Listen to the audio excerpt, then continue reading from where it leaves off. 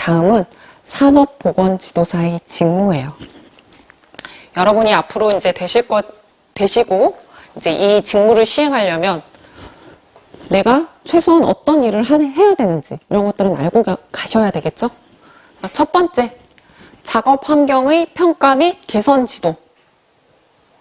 그리고 두 번째, 작업 환경 개선과 관련된 계획서 및 보고서를 작성하고 근로자 건강진단에 따른 사후관리를 지도하고 직업성 질병을 진단 및 예방 지도하고 산업보건에 관한 조사, 연구, 그 밖에 산업보건에 관한 사항의 위험성 평가를 지도하고 안전보건 계획서를 작성을 하고 산업보건에 관한 자문에 관한 응답 및 조언을 해줘야 된다고 되어 있어요.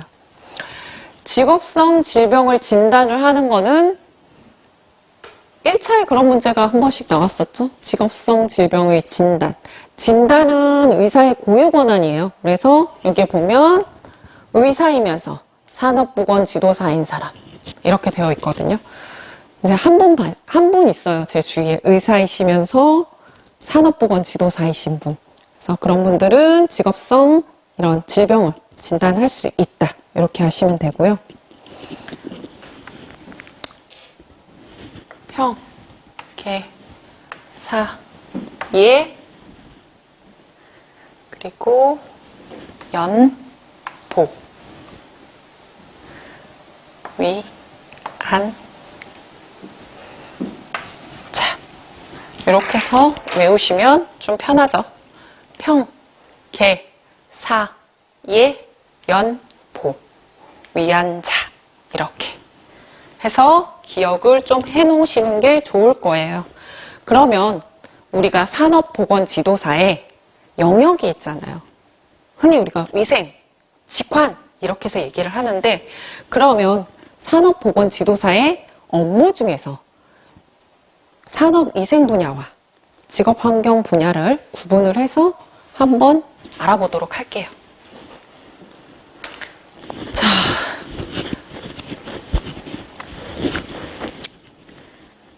보시면 알겠지만 여기를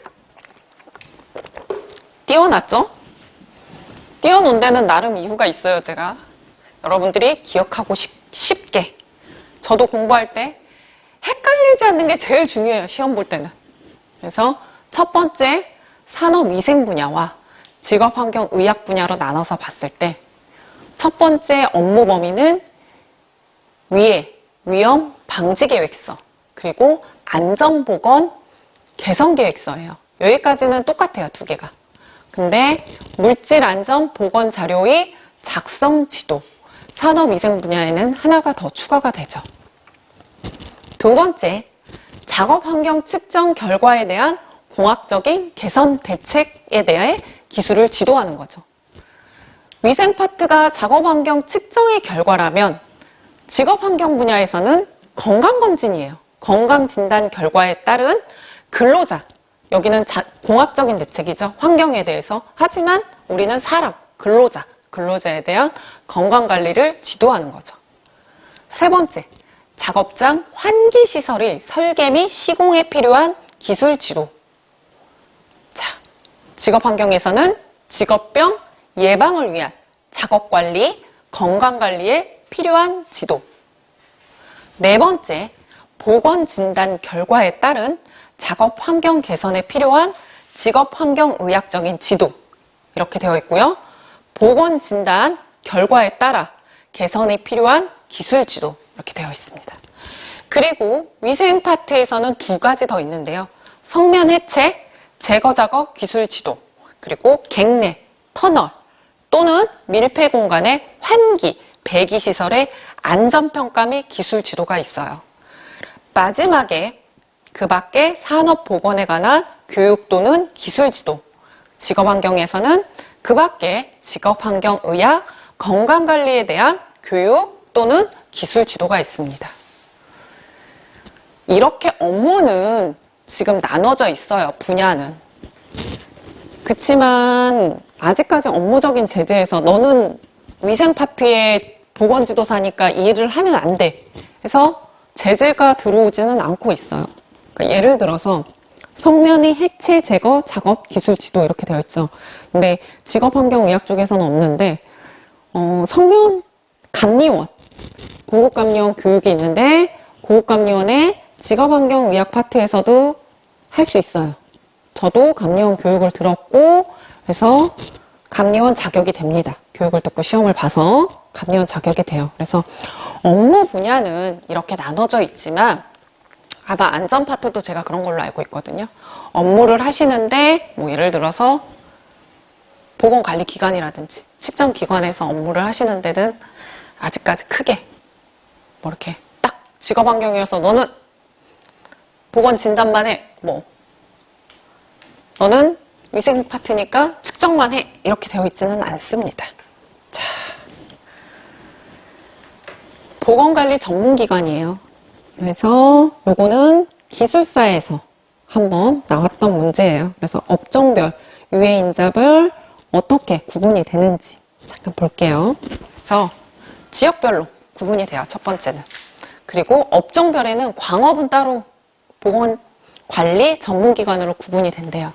그리고 나머지는 유해인자별로 구분이 되는데 납, 수은, 크롬, 성면 이렇게 나눠지고 제조, 사용 허가를 받아야 하는 물질을 취급하는 작업, 그리고 근골격계 질환이 원인이 되는 단순 반복 작업, 영상 표시 단말기 취급 작업, 중약물 취급 작업 등을 하는 사업 이렇게 되어 있어요.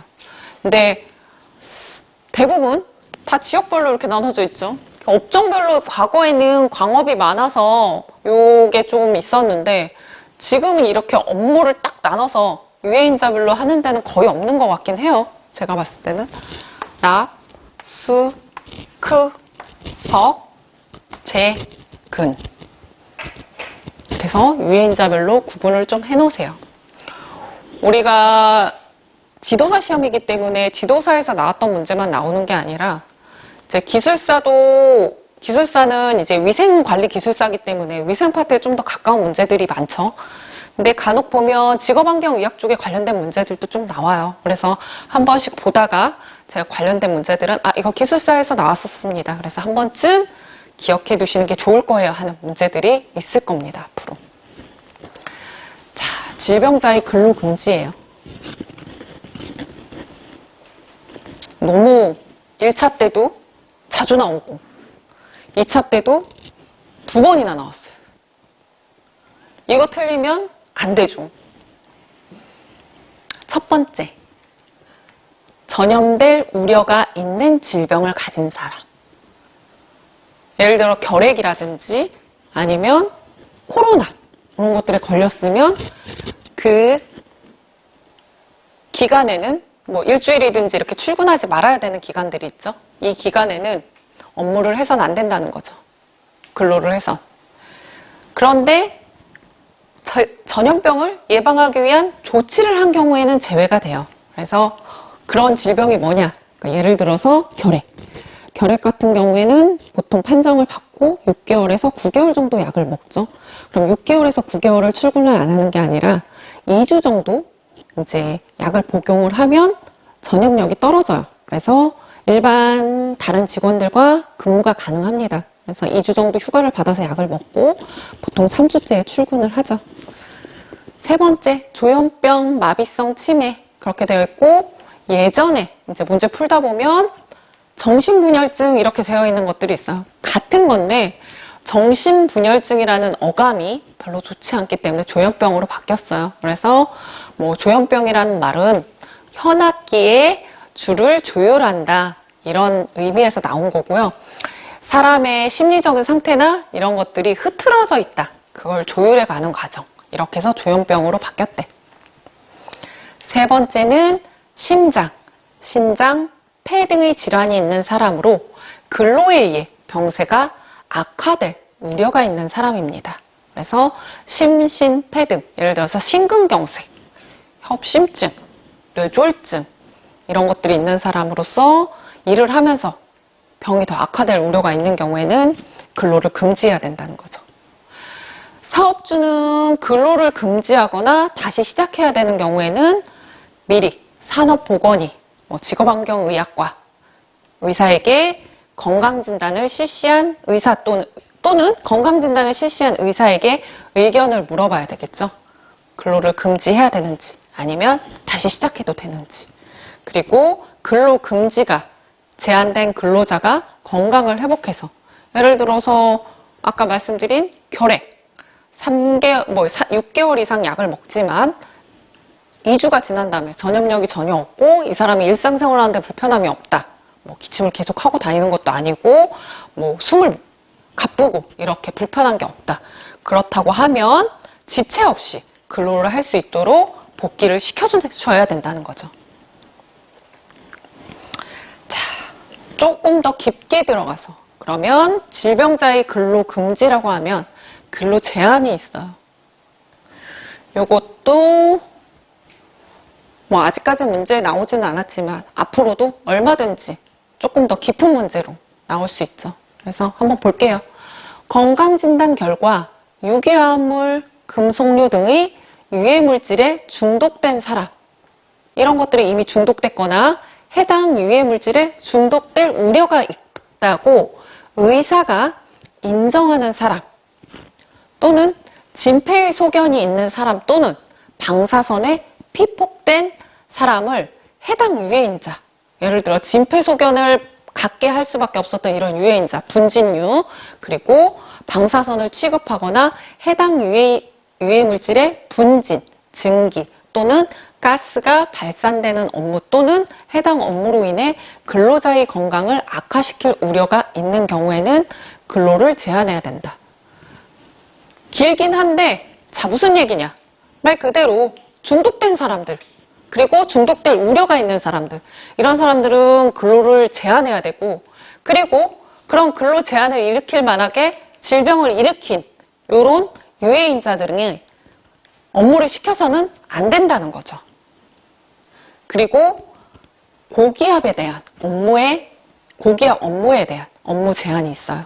이러이러한 질병이 있는 사람들은 고기압 업무를 해서는 안 된다. 어떤 사람들이냐?